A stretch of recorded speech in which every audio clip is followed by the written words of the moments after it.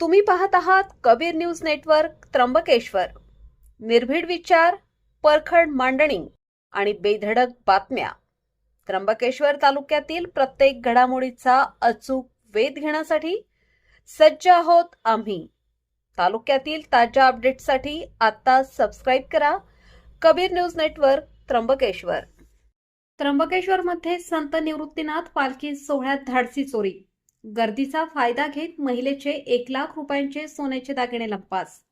नमस्कार, मी अमिता गावंडे आणि आपण पाहत आहात कबीर न्यूज नेटवर्क त्र्यंबकेश्वर.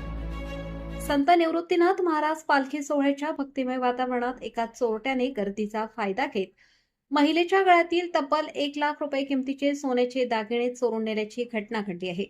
या प्रकरणी त्र्यंबकेश्वर पोलीस ठाण्यात गुन्हा दाखल करण्यात आला आहे. त्र्यंबकेश्वर पोलिसांकडून मिळालेल्या माहितीनुसार फिर्यादी रामदास भाऊराव आहिरे, वय 57 वर्ष, व्यवसाय सफाई कामगार, राहणार पंचवटी, नाशिक, हे आपल्या पत्नी सुमन यांच्यासोबत त्र्यंबकेश्वर येथे संत निवृत्तीनाथ महाराज पालखीचे दर्शन घेण्यासाठी आले होते. 29 जून 2026 रोजी दुपारी 4:15 ते 4:30 वाजेच्या सुमारास पंचायत समिती ते उपजिल्हा रुग्णालय त्र्यंबकेश्वर रोड दरम्यान भाविकांची मोठी गर्दी होती.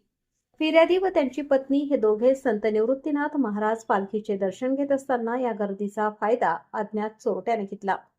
चोरट्याने फिर्यादी यांच्या पत्नी सुमन यांच्या गळ्यातील अंदाजे 1 लाख रुपये किमतीचे 2 तोळे 1 ग्राम वजनाची सोन्याची शॉर्ट पोत, ज्यामध्ये 2 वाट्या आणि 4 सोन्याचे मणी हे होते, लबाडीच्या इराद्याने आणि त्यांची संमती नसताना चोरून नेली.